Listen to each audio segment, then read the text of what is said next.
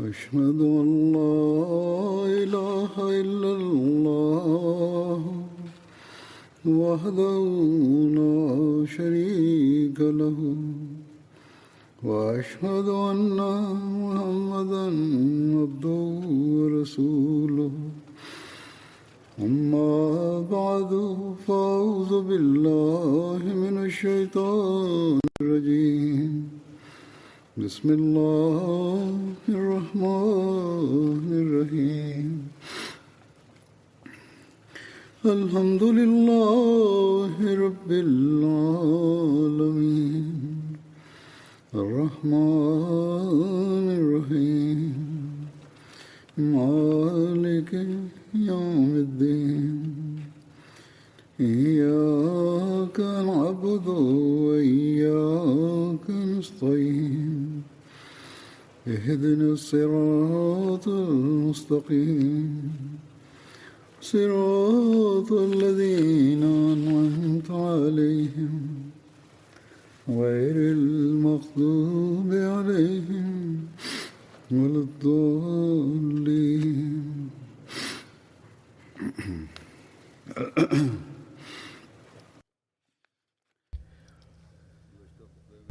After reciting the Tashahhud, Ta'awuz and Surah Al-Fatiha, Hazrat Khalifatul Masih V, Ayyadahullahu Ta'ala binasrihil Aziz stated, in the previous sermon, I mentioned the Treaty of Hudaybiyah with reference to Hazrat Umar radiyallahu ta'ala anhu.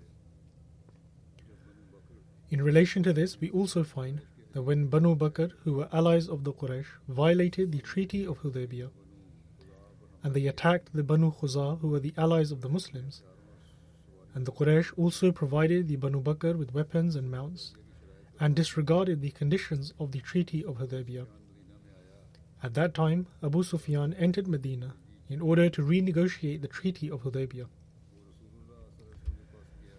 Abu Sufyan approached the Holy Prophet, peace and blessings of Allah be upon him, but the Holy Prophet, peace be upon him, did not reply to anything he said. He then approached Hazrat Abu Bakr radiyallahu ta'ala anhu and asked him to speak to the Holy Prophet, peace be upon him. However, Hazrat Abu Bakr radiyallahu ta'ala anhu said that he would not do so. Abu Sufyan then approached Hazrat Umar radiyallahu ta'ala anhu and spoke to him. And in reply, Hazrat Umar radiyallahu ta'ala anhu stated that, do you want me to present your case to the Holy Prophet, peace be upon him? By God, even if I merely had a straw, I would use it to fight against you.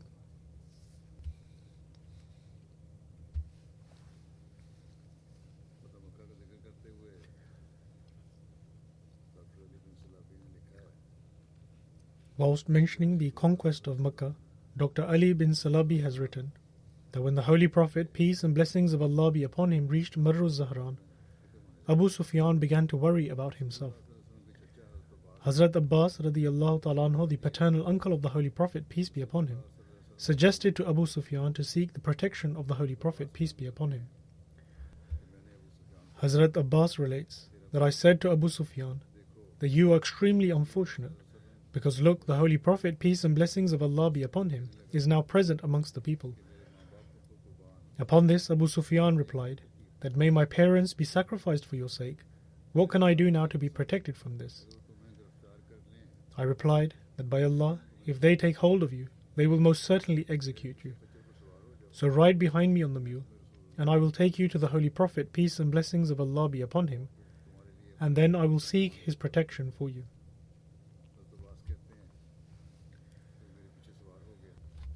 Hazrat Abbas radiyallahu ta'ala anhu further relates that Abu Sufyan rode behind me, and whenever I passed by a campfire of the Muslims, they would inquire who this individual was.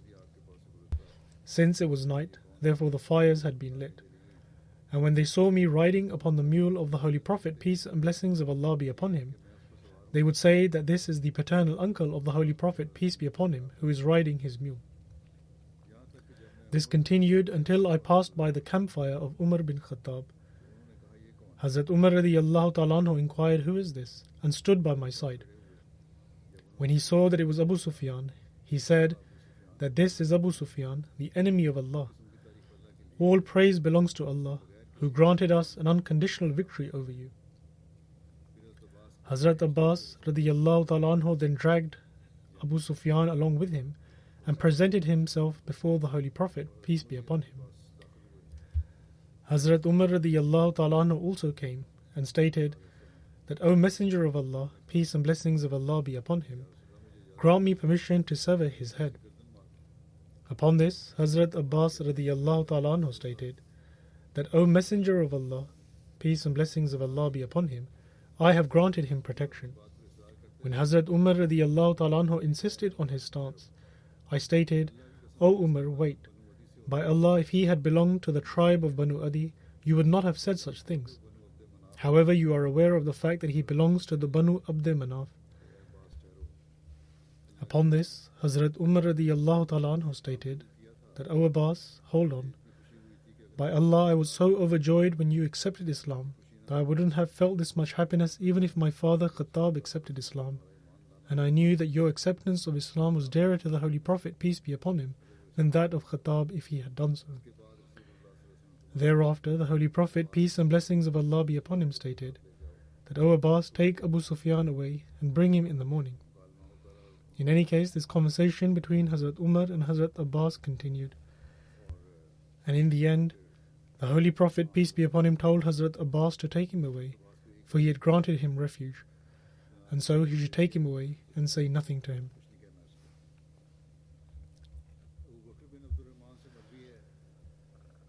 Abu Bakr bin Abdul Rahman relates that in the month of Shaban 7 Hijri, the Holy Prophet, peace and blessings of Allah be upon him, sent Hazrat Umar radiyallahu ta'ala anhu on an expedition alongside 30 men to the branch of the Hawazin tribe in Turaba.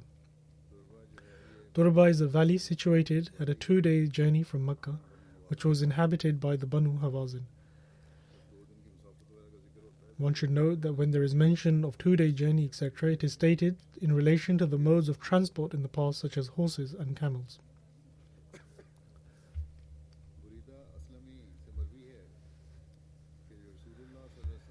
Buraidah al-Aslami narrates that when the Holy Prophet, peace and blessings of Allah be upon him, reached the battlefield of Khaybar, he handed the flag to Hazrat Umar bin Khattab radiyallahu ta'ala anhu. With regards to mentioning the 2 days journey, I mean any narration that has reference to the journey in days. In the books of history it is written that the very first mention of a large flag being used was during the Battle of Khaybar. Prior to that, there was only use of small flags. It was being mentioned that Buraidah al-Aslami narrates that when the Holy Prophet, peace and blessings of Allah be upon him, reached the battlefield of Khaybar, he handed the flag to Hazrat Umar bin Khattab radiyallahu ta'ala anhu. Then there are further details of this in the books of history. It is mentioned that the very first mention of a large flag being used was during the Battle of Khaybar, and prior to that there was only use of small flags. The flag of the Holy Prophet, peace and blessings of Allah be upon him, which was made from a cloth of Hazrat Aisha radiyallahu ta'ala anha, was black, and it was named Uqab.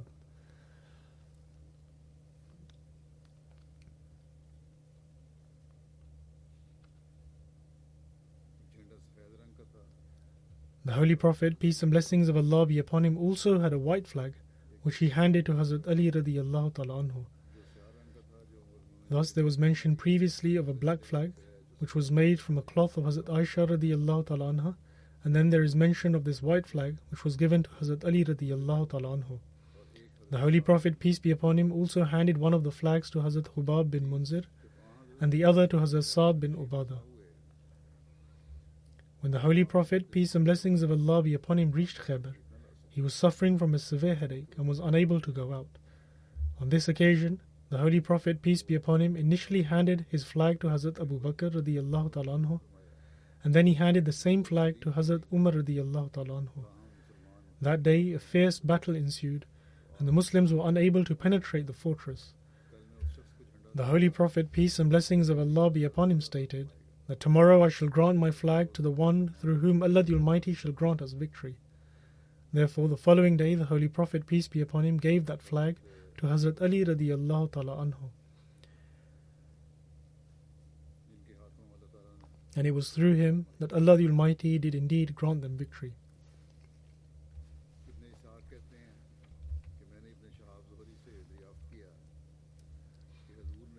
Ibn Ishaq states that I asked Ibn Shihab Zuhri what were the conditions with which the Holy Prophet, peace and blessings of Allah be upon him, gave the dates fields of Khaybar to the Jews.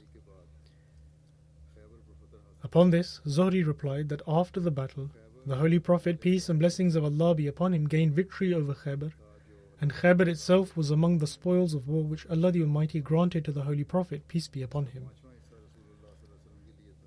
A fifth of this belonged to the Holy Prophet, peace be upon him, which he distributed among his companions.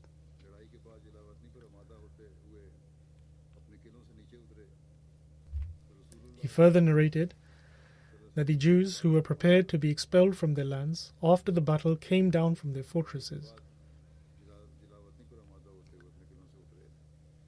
And the Holy Prophet, may the peace and blessings of Allah be upon him, called them and stated that if you so wish, this wealth can be given to you, but upon the condition that you work therein and distribute its fruits between us and yourselves.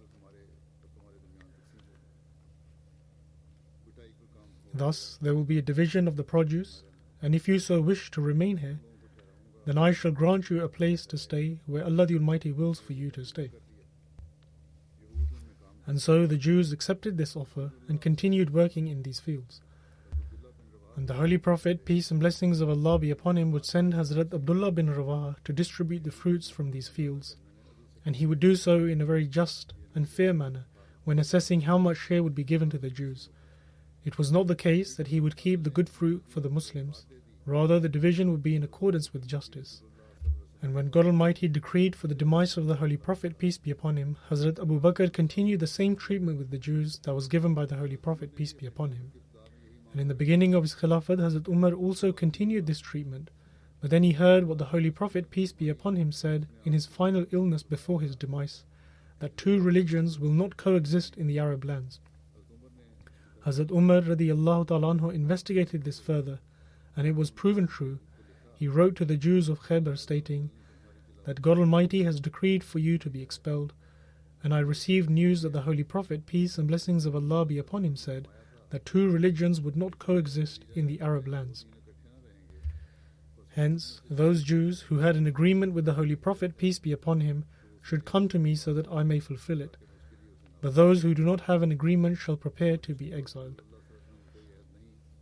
In other words, if anyone had an agreement with the Holy Prophet, peace and blessings of Allah be upon him, they could remain, and he would fulfill that for them. But if anyone did not have such an oath or an agreement, then they would have to leave their land. Therefore, Hazrat Umar radiyallahu ta'ala anhu exiled those who had no agreement with the Holy Prophet, peace and blessings of Allah be upon him. Hazrat Abdullah bin Umar states that I went with Hazrat Zubair bin al-Awam and Hazrat Miqdad bin Aswad to see our property in Khaybar. When we reached, we split up in order to go and see our respective properties. In the night, I was attacked whilst I was asleep, and my joints at the elbows were dislocated. The next morning, two companions of mine came screaming as they approached me, and they asked that who did this to me. I replied by telling them that I did not know. They both then tried fixing my arms and brought me to Hazrat Umar radiyallahu ta'ala anhu. Hazrat Umar radiyallahu ta'ala anhu stated that this was the work of the Jews. Hazrat Umar radiyallahu ta'ala anhu then stood to address the people, stating, O people, the Holy Prophet, peace and blessings of Allah be upon him, stipulated a condition with the Jews, that we would exile them whenever we pleased. Now the Jews have attacked Hazrat Abdullah bin Umar and dislocated the joints of his elbows, as you will now have come to know. And prior to this, they had also attacked an Ansari, and I have no doubt that these people are their accomplices. We have no enemy other than them, so if anyone has any wealth there, they should safeguard it, for I am about to expel the Jews from there. Hazrat Umar radiyallahu ta'ala anhu then expelled the Jews. Abdullah bin Maknaf relates that when Hazrat Umar radiyallahu ta'ala anhu expelled the Jews from Khaybar, he himself rode with the Muhajirin and the Ansar, and Hazrat Jabbar bin Sakhar and Hazrat Yazid bin Sabit also accompanied them as they went forth. Hazrat Jabbar was the one who assessed the fruits for the people of Medina and was responsible for keeping the account for them. Both of them divided the fruits between the people of Khaybar according to the way it was previously said.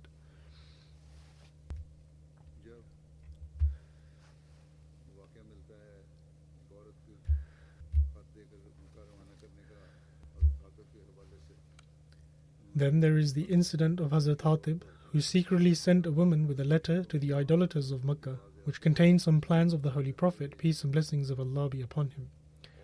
The Holy Prophet, peace be upon him, received news of this from Allah the Almighty, and so he sent Hazrat Ali radiyallahu ta'ala anhu to retrieve it. That lady was intercepted along the way, and afterwards when the Holy Prophet, peace and blessings of Allah be upon him, asked Hatib as to why he had done this, Hatib presented his reason and then said that his faith had not faltered at all. In fact, he had firm faith. Hazrat Hatib assured the Holy Prophet, peace and blessings of Allah be upon him, of this, and the Holy Prophet, peace be upon him, accepted it. However, Hazrat Umar radiyallahu ta'ala anhu submitted that, O Messenger of Allah, peace and blessings of Allah be upon him, allow me to sever the head of this hypocrite. The Holy Prophet, peace be upon him, stated that he, i.e. Hatib, took part in the battle of Badr, and you may not be aware of the fact that Allah has looked upon those who took part in Badr and stated that you may do as you please, for I have covered your sins and overlooked them.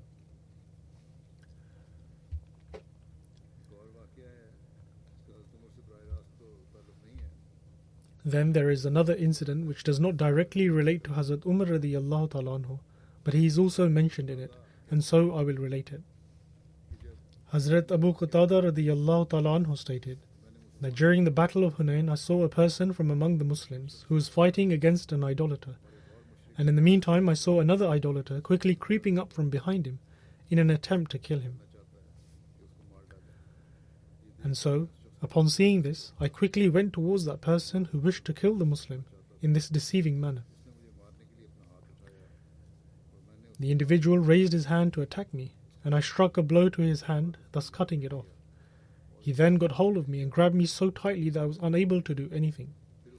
But finally he let go and was standing unsteadily, and I pushed him away and killed him.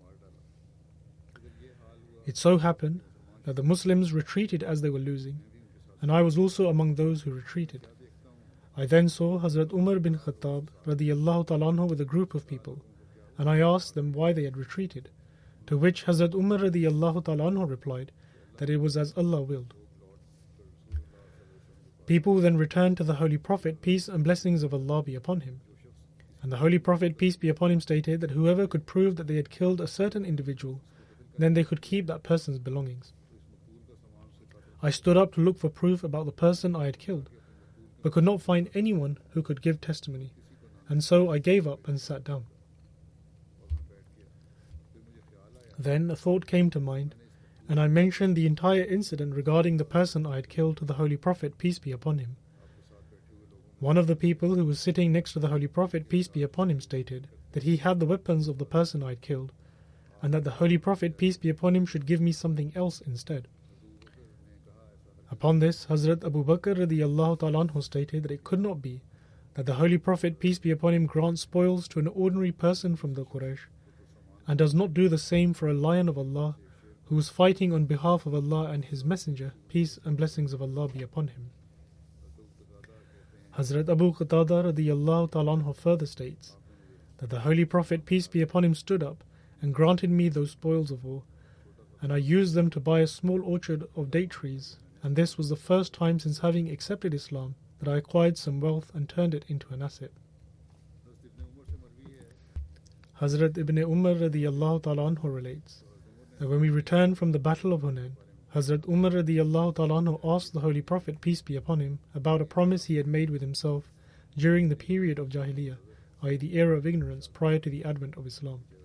And this promise was to undertake i'tikaf, i.e. a period of seclusion. The Holy Prophet, peace be upon him, instructed that he should fulfill this promise, even if it was made during the era of ignorance.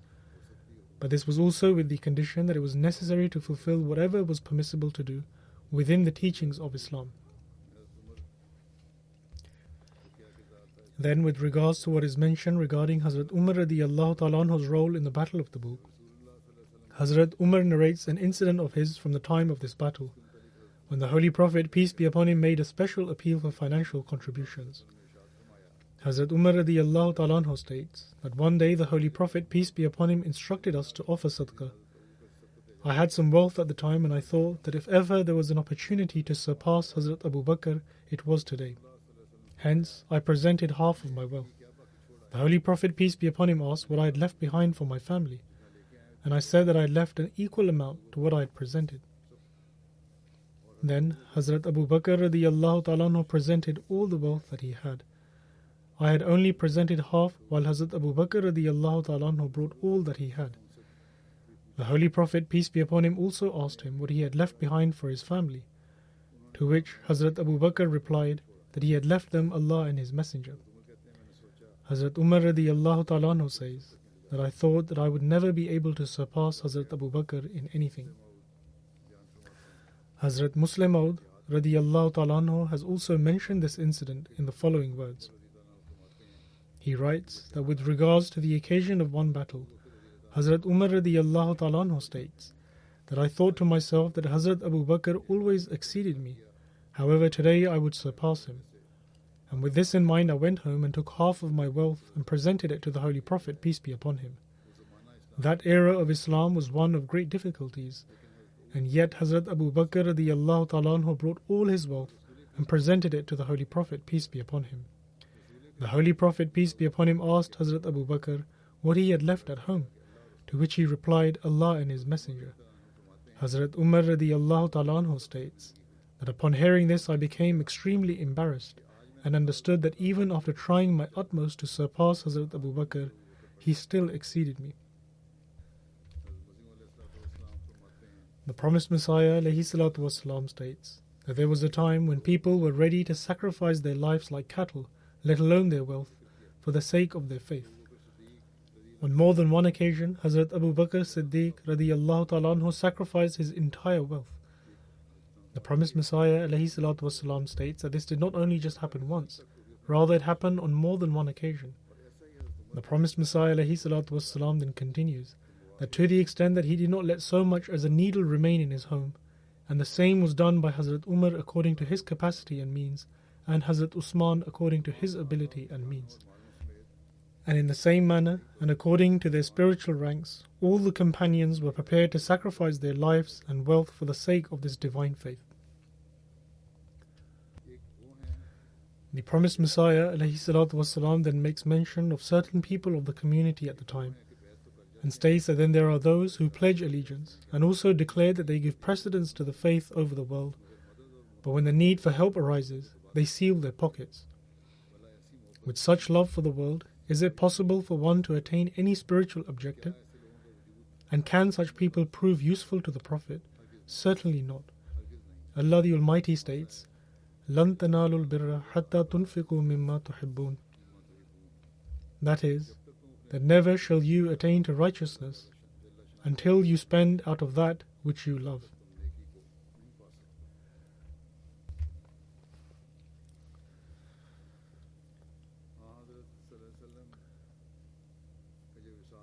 Then, with regards to Hazrat Umar radiallahu ta'ala anhu's reaction when the Holy Prophet, peace be upon him, passed away, Hazrat Ibn Abbas radiallahu ta'ala anhu narrates that as the demise of the Holy Prophet, peace be upon him, was drawing near, there were some people gathered at his home, including Hazrat Umar bin Khattab radiallahu ta'ala anhu. The Holy Prophet, peace and blessings of Allah be upon him, stated that, "Come, let me write something down for you, after which you will never go astray." This took place in the final days of the Holy Prophet, peace be upon him's illness. But upon this, Hazrat Umar radiallahu ta'ala anhu said to the people who were present at the time that the Holy Prophet, peace be upon him, is extremely ill, and you have the Quran, the Book of Allah, which is sufficient for you. The others present in the home did not agree with this and objected, and so they began to disagree with one another. Some said that a paper and pen should be brought so that the Holy Prophet, peace be upon him, could write something down, and so that they would not go astray. And then there were others who agreed with Hazrat Umar radiallahu ta'ala anhu and stated that the Holy Prophet, peace be upon him, should not be caused any difficulty. As this conversation continued, and they continued to disagree with one another, the Holy Prophet, peace be upon him, instructed them to leave.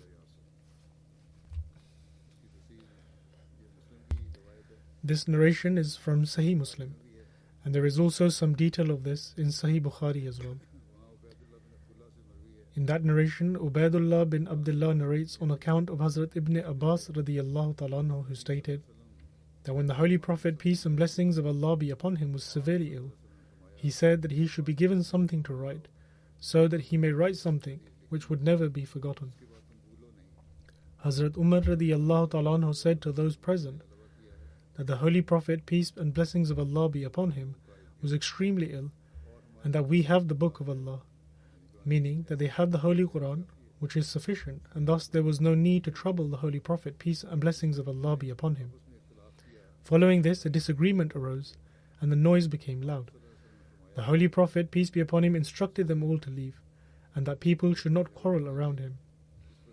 Upon this, Hazrat Ibn Abbas radiyallahu ta'ala anhu left, and he used to say that the greatest loss of it all was that the Holy Prophet, peace be upon him, was hindered from writing something.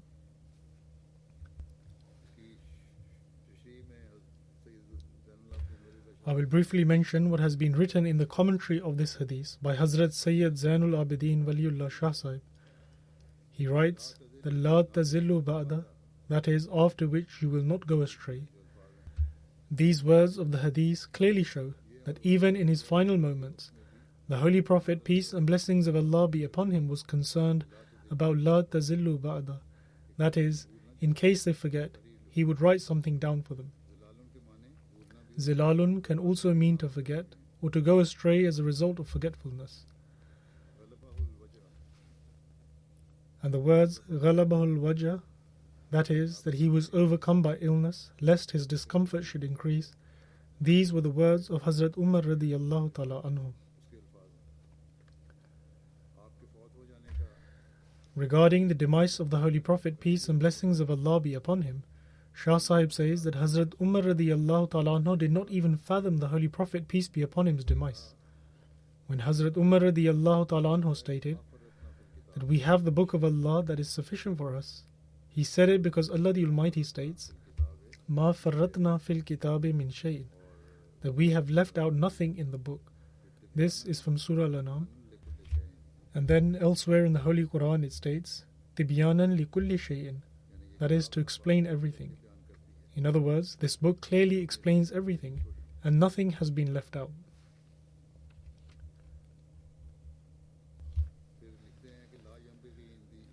Shah Sahib then further writes that some of those who were extremely emotional at the time, like Hazrat Umar radiyallahu ta'ala anhu, they said that at such a time the Holy Prophet, peace and blessings of Allah be upon him, should not be caused any trouble, whilst others said that his command should be followed, and a pen and an ink should be brought. However, the Holy Prophet, peace be upon him, instructed them to leave when they began to disagree amongst each other, and he stated that do not make noise around me. This shows that even in the condition of his illness, the Holy Prophet, peace be upon him, had such a great deal of respect and honor for the Book of Allah, that after hearing Hazrat Umar radiyallahu ta'ala anhu saying this, he no longer asked for a pen or an ink or a paper to be brought.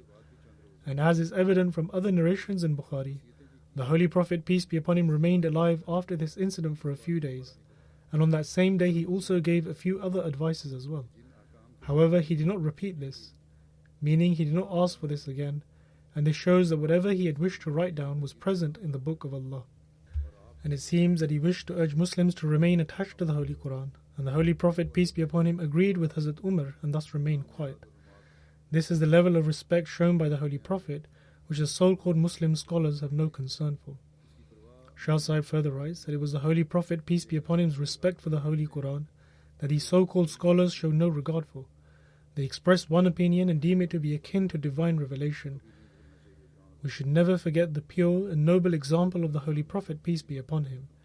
In comparison to the Book of Allah, everything else is worthless.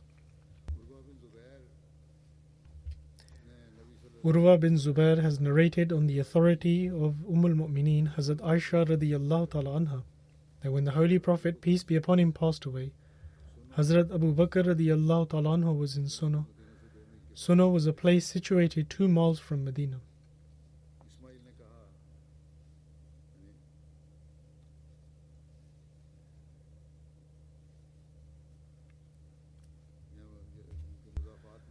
and Ismail states that he was in the outskirts of Medina. When Hazrat Umar radiallahu ta'ala anhu heard this news, he stood up. At the time of the Holy Prophet's demise, he had gone to the environs of Medina. But when Hazrat Umar radiallahu ta'ala anhu heard the news of the demise of the Holy Prophet, he stood up and said that by Allah, the Messenger of Allah, peace be upon him, has not passed away. Hazrat Aisha says that Hazrat Umar radiallahu ta'ala anhu would often say that by God, deep down I thought, i.e. Hazrat Umar radiallahu ta'ala anhu thought, that Allah the Almighty would certainly raise the Holy Prophet, peace be upon him, so that some people's hands and feet would be cut. In the meantime, Hazrat Abu Bakr came, and Hazrat Umar was not ready to accept that the Holy Prophet had passed away, and he had said that the Holy Prophet would be given life again. During this time, Hazrat Abu Bakr arrived. He removed the cloth from the face of the Holy Prophet, peace be upon him, and kissed it, and then said that may my mother and father be sacrificed for you. You were pure in this life, and when death has overtaken you. I swear by him in whose hands is my life, that Allah will never allow two deaths to overcome you. And upon saying this, he went outside to where the people were, and then stated that wait a moment, O ye who is making vows in God's name.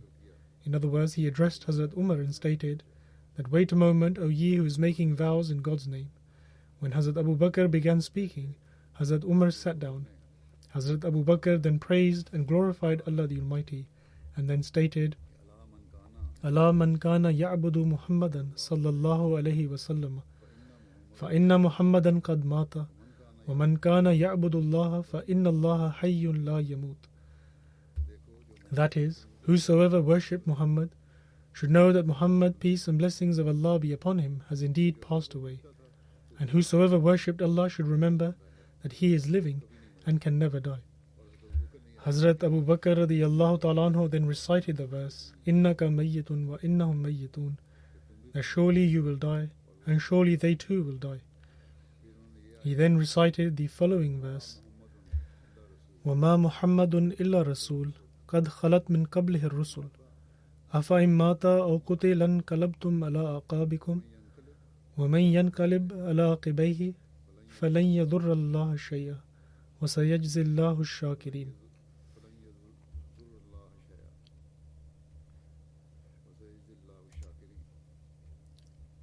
That is, and Muhammad is only a messenger. Verily all messengers have passed away before him. If then he die or be slain, will you turn back on your heels?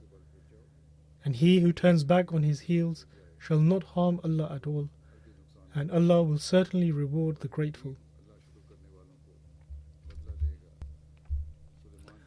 Suleiman states that upon hearing this, people began to weep so profusely that they began to have hiccups. Hazrat Ibn Abbas radiyallahu ta'ala anhu states that by Allah, when Hazrat Abu Bakr recited the aforementioned verse, it seemed as if the people were not even aware that such a verse had been revealed by God, and it was as if everyone had learned this verse from him. Thereafter, wherever I would go, I would hear this verse being recited. Zuhri states that Sayyid bin Musayyib told me that Hazrat Umar radiyallahu ta'ala anhu stated that by Allah, when I heard Hazrat Abu Bakr radiyallahu ta'ala anhu recite this verse, I became so nervous out of fear that my legs would not support my weight, and I fell to the ground. And when I heard Hazrat Abu Bakr recite this verse, I knew that the Holy Prophet, peace be upon him, has passed away. On one occasion, the promised Messiah alayhi salatu wasalam stated, and quoted the Arabic wording of the hadith as well, but at present I will read only the translation, but when the sermon is later published, the words of the hadith can also be published. The promised Messiah alayhi salatu wasalam states that Ibn Abbas narrates that on the day of the Holy Prophet, peace be upon him's demise, Hazrat Abu Bakr went outside, and Hazrat Umar was speaking to some people. In other words, saying that the Holy Prophet, peace be upon him, had not passed away, and was in fact alive. Upon this, Hazrat Abu Bakr said, O Umar, sit down. But Umar refused to sit down. Thus, people turned their attention to Abu Bakr, and moved away from Umar. Hazrat Abu Bakr praised and glorified Allah the Almighty, and then stated that whosoever worshipped Muhammad, peace be upon him, should know that Muhammad, peace be upon him, has indeed passed away, and whosoever worshipped Allah should know that he is living and can never die. And proof of the Holy Prophet, peace be upon him's demise, is that God has stated that Muhammad was but a messenger. All messengers before him have passed away. In other words, they have died. And then he recited the verse up to Ash-Shakirin.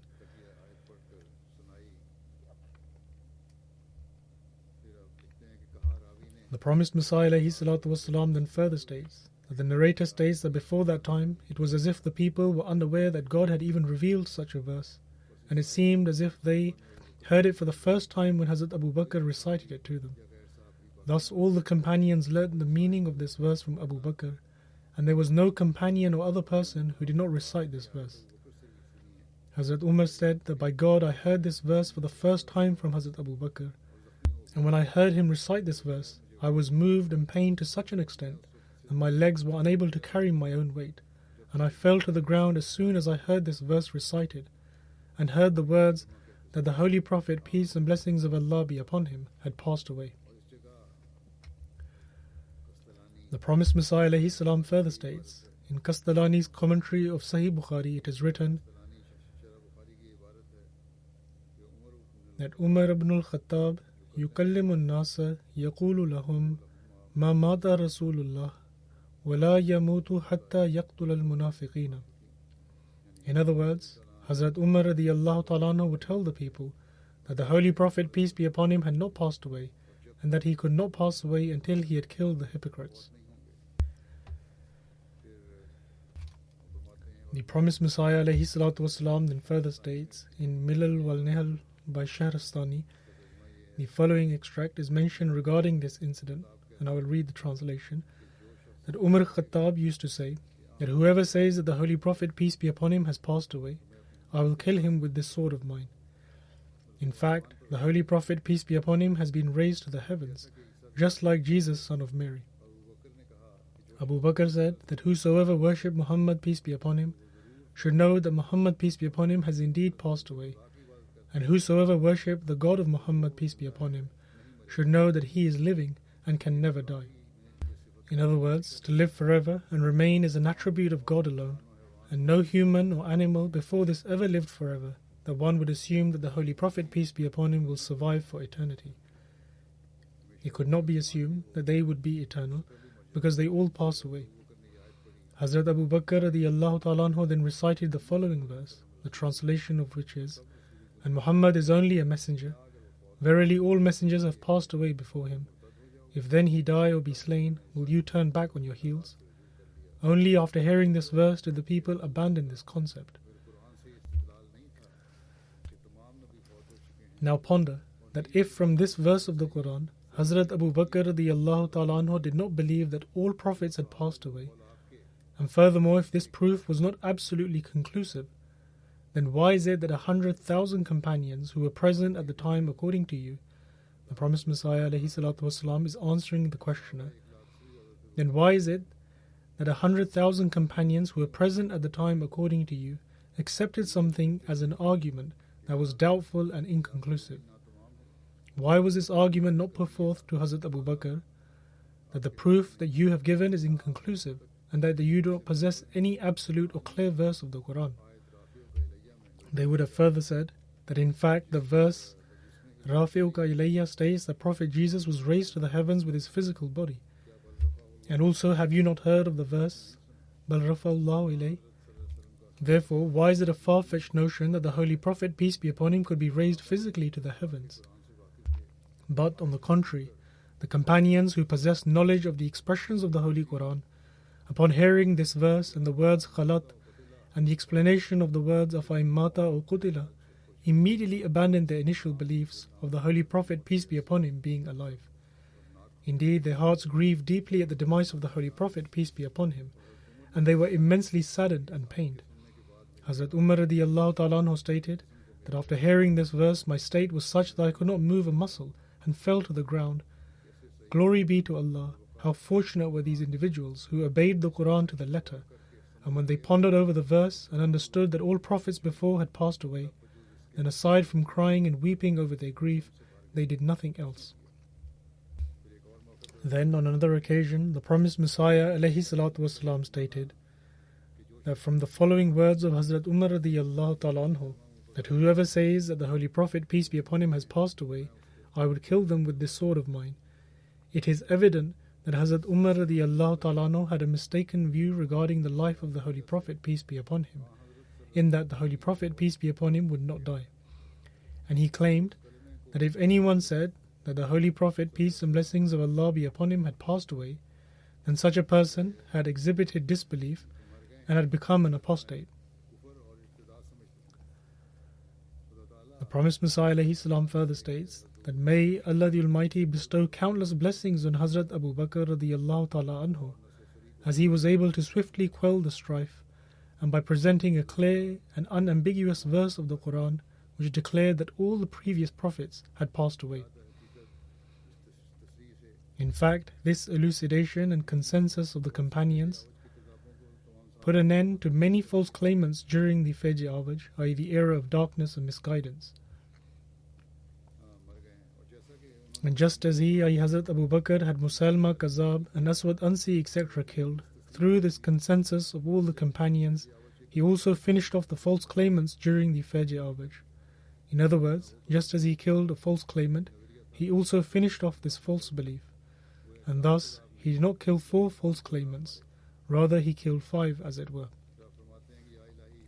The promised Messiah ﷺ then states that, O Allah, shower countless blessings upon him.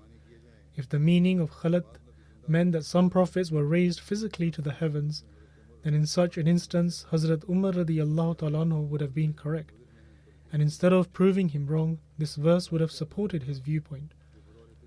However, the next part of the verse explains its meaning, that is, Afa'im mata aw qutila, which Hazrat Abu Bakr radiyallahu ta'ala anhu recognized, and through this he explained that to believe this verse to mean that all prophets passed before, either through death or whilst alive, is a deceptive notion and a transposition and a great calumny against that which was intended by God. And only those people can intentionally fabricate this, who have no fear of the day of reckoning, and actively change the meanings intended by Allah the Almighty. And they will undoubtedly suffer from the eternal curse of God. But until this time, Hazrat Umar radiyallahu ta'ala anhu was unaware of this verse, and some other companions were also under a similar misconception, and this error on their part was due to the decreed frailties of man. They believed that some prophets were alive and would return to the world. Therefore, why then would the Holy Prophet, peace be upon him, not be included amongst them? But by reading the remainder of this verse, that is, Afa'im mata aw qutila, Hazrat Abu Bakr radiyallahu ta'ala anhu ensured that they understood that the word khalat is exhibited through 2 aspects, that is, natural death or through being killed.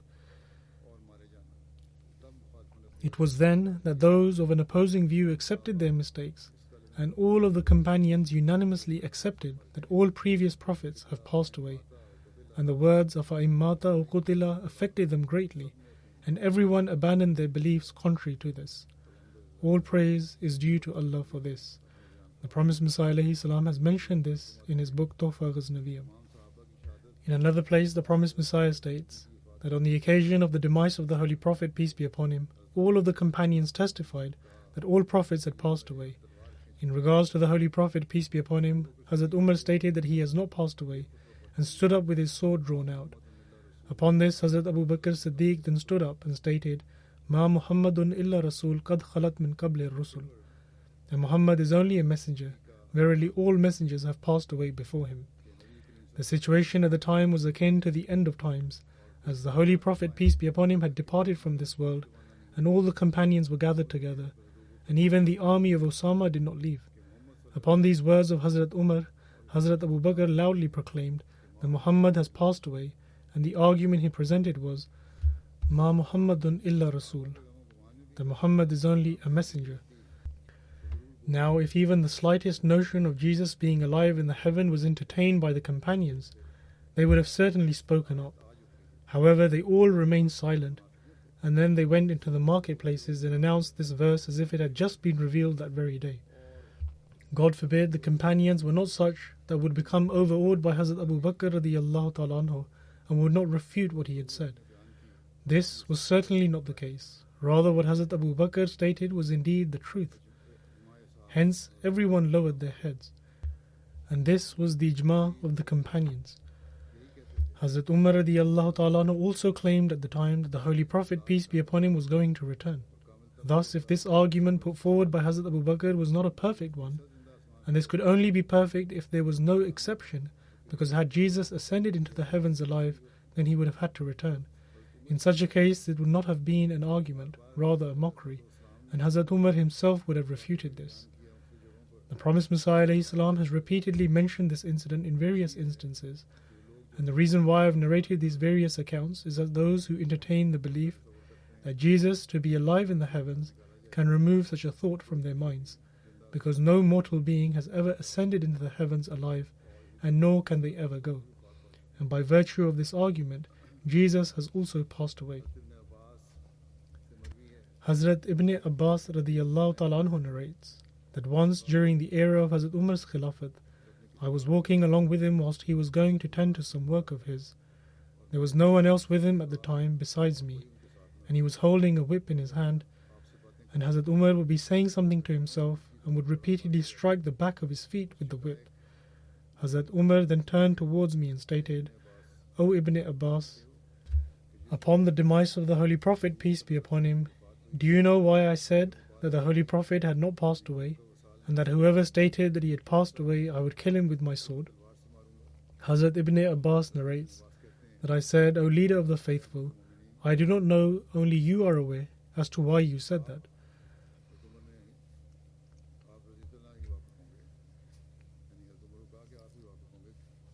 Upon this, Hazrat Umar radiyallahu ta'ala anhu stated that by God, the reason why I said that was because I would read the following verse: وَكَذَلِكَ جَعَلْنَاكُمْ أُمَّةً وَسَطًا لِتَكُونُوا شُهَدَاءَ عَلَى النَّاسِ وَيَكُونَ الرَّسُولُ عَلَيْكُمْ شَهِيدًا. That is, and thus have we made you an exalted nation, that you may be guardians over men, and the Messenger of God may be a guardian over you. Hazrat Umar radiyallahu ta'ala anhu states that by God I believe that the Holy Prophet, peace be upon him, would remain alive among his ummah as a guardian over their deeds. Thus, it was for this reason that I said this on that day.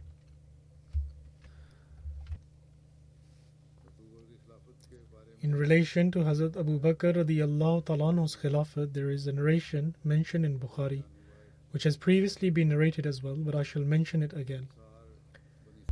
The Ansar came to the house of the Bani Saida and gathered around Hazrat Sa'd bin Ubadah, and they claimed that one leader should be appointed from among the Ansar and one from among the Muhajirin. Hazrat Abu Bakr, Hazrat Umar bin al-Khattab and Hazrat Abu Ubaidah bin Jarrah went to see them. Just as Hazrat Umar was about to say something, Hazrat Abu Bakr told him to remain silent. Hazrat Umar used to say that by Allah, I had prepared such a speech to read out that day, which I was greatly pleased with, and I feared that perhaps Hazrat Abu Bakr would not be able to express it as effectively. In other words, he would not be able to say it in the same manner. However, Hazrat Abu Bakr delivered his speech and spoke in such a manner that no one could have expressed themselves in a more eloquent manner than him. During his speech, he stated that we are the emirs, or the leaders, and you are the viziers. In other words, he said that the Ansar were viziers. Upon hearing this, Hubab bin Munzir stated that certainly not. By God, we will never allow for this to happen. There shall be one leader from among you and one from among us. However, Hazrat Abu Bakr replied that no, we are the emirs and you are the viziers, for the Quraysh, according to their lineage and tribe, have always occupied a higher status amongst the Arabs, and it has always been this way. Therefore, you must take the bay'at of either Umar or Abu Ubaidah. Upon this, Hazrat Umar responded that no, we will only take your bay'at, i.e. referring to Hazrat Abu Bakr, because you are our leader. You are the best among us and the most beloved of the Holy Prophet, peace be upon him, out of us all. After saying this, Hazrat Umar held the hand of Hazrat Abu Bakr and performed the bay'at. Thereafter, everyone else followed and performed the bay'at at the hands of Hazrat Abu Bakr. When Hazrat Umar held the hand of Hazrat Abu Bakr and asked him to take their bay'at, Hazrat Umar also performed the bay'at at his hands and stated, "O Abu Bakr, The Holy Prophet, peace be upon him, had instructed you to lead the prayers. Therefore you are the Khalifa of Allah. We perform the Bai'at at your hands, and amongst all of us you are the most beloved to the Holy Prophet, peace be upon him.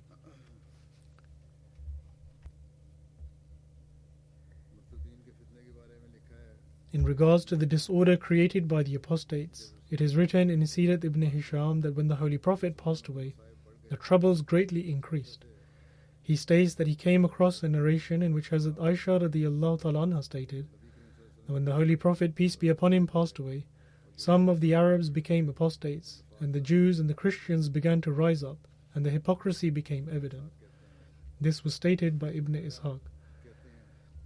Hazrat Abu Hurairah radiyallahu ta'ala anhu relates that after the demise of the Holy Prophet, peace be upon him, Hazrat Abu Bakr became the Khalifa, and amongst the Arabs some began to reject the religion of Islam.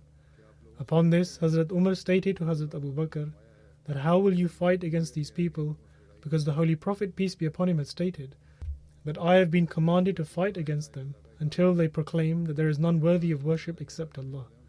In other words, one cannot fight against those who proclaim the kalima. And the Holy Prophet, peace be upon him, further stated that whosoever recites this, his life and wealth shall be protected, unless there is a lawful reason not to protect it. And the matter of such people will rest with Allah. Hazrat Abu Bakr replied that by Allah, whoever distinguishes between the salat and zakat, i.e. abandons the zakat, I shall fight against him, because paying the zakat on one's wealth is an obligation. And by God, if they refuse to give me even the rope that they tied the legs of their animals with, which they previously used to give to the Holy Prophet, peace be upon him, then I shall fight against them if they refuse. Hazrat Umar states that by God, I had seen that it was God Almighty who had granted him the courage to fight, and I understood that this indeed was the truth. Then, upon the departure of Hazrat Usama bin Zaid's army, Hazrat Abu Bakr called for Hazrat Usama and gave him some instructions. Hazrat Usama was mounted on his animal, while Hazrat Abu Bakr was walking along with him. Hazrat Usama requested Hazrat Abu Bakr to ride on the animal, otherwise he would come off. However, Hazrat Abu Bakr stated, "Do not come off your ride. By God, I will not mount the animal." He then said that what has happened to me, that I cannot allow dust to cover my feet in the way of God, because every step taken by one who steps out for battle is equal to the reward of 700 deeds, and his rank is elevated 700 times, and 700 sins of his are forgiven. Then, after imparting his instructions to him, Hazrat Abu Bakr stated to Hazrat Usama that if you deem it appropriate, help me through Umar. In other words, Hazrat Abu Bakr requested Hazrat Usama to leave Hazrat Umar behind with him, because the Holy Prophet had originally included Hazrat Umar in the army. Subsequently, Hazrat Usama accepted this request. During the era of Hazrat Abu Bakr radiyallahu ta'ala anhu's Khilafat, 70 Hufaz-e Quran, i.e. those who had committed the entire Quran to memory, were martyred during the Battle of Yamama. In regards to this, Hazrat Zaid bin Sabit Ansari relates that upon the martyrdom of the Muslims at Yamama, Hazrat Abu Bakr called for him. At the time, Hazrat Umar was with Hazrat Abu Bakr, and Hazrat Abu Bakr stated that Umar has come to me and informed me that many people have been martyred in the Battle of Yamama, and he has expressed his concern lest more qaris, i.e. reciters of the Holy Quran, pass away owing to the battles, and in this way a large part of the Holy Quran will be lost, unless we collate all the manuscripts of the Quran in one place. He suggests that I should gather these various manuscripts in one place. Hazrat Abu Bakr then stated, I told Umar that how can I do something which the Holy Prophet did not do himself. However, Umar has stated that by God, this action of yours is a very noble deed. Umar continuously said this to me until Allah the Almighty has granted my heart contentment to carry out this work, and now I deem what Umar said to be the most appropriate course of action. At the time, Hazrat Umar was sat next to him and was completely silent. Hazrat Abu Bakr then said to Hazrat Zaid bin Sabit that you are a very young and wise man, and we do not find any ill in you. You used to write down the revelations that the Holy Prophet would receive. Therefore, wherever you find the manuscripts of the Holy Quran, you should gather them in one place. Hazrat Zaid stated that by Allah, if he had asked me to move a mountain from one place to another, I would have found that easier than this task which he had commanded me to carry out. In other words, to collate the various manuscripts of the Holy Quran in one place. I then said to them, how can you two carry out such a task which the Holy Prophet, peace be upon him, did not do himself? Hazrat Abu Bakr replied that by Allah this is a noble deed. Hazrat Zaid bin Sabit stated that I kept asking them this question until Allah the Almighty granted my heart contentment to carry out this task as He had granted to Hazrat Abu Bakr and Hazrat Umar.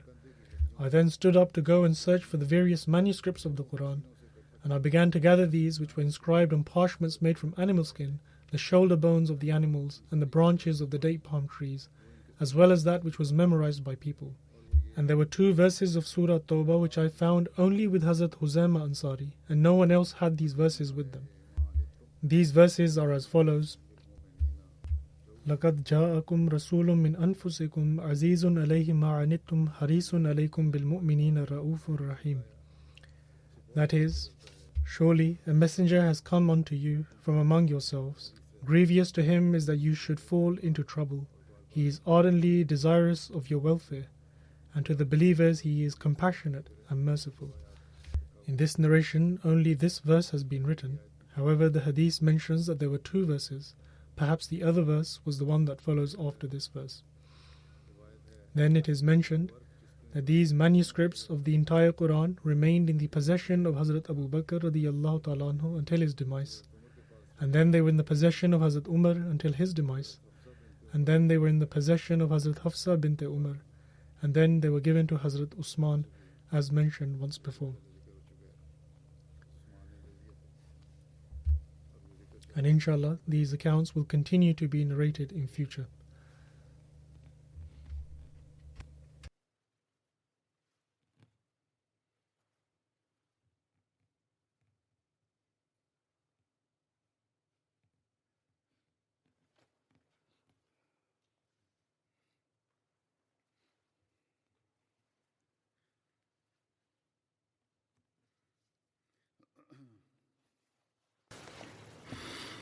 الحمد لله نحمده ونستعينه ونستغفره ونؤمن به ونتوكل عليه ونعوذ بالله من شرور أنفسنا ومن سيئات أعمالنا من يهده الله فلا مضل له ومن يضلل فلا هادي له ونشهد أن لا إله إلا الله ونشهد أن محمدا عبده ورسوله عباد الله رحمكم الله إن الله يأمر بالعدل والإحسان وإيتاء ذي القربى وينهى عن الفحشاء والمنكر والبغي يعظكم لعلكم تذكرون اذكروا الله يذكركم وادعوه يستجب لكم ولذكر الله أكبر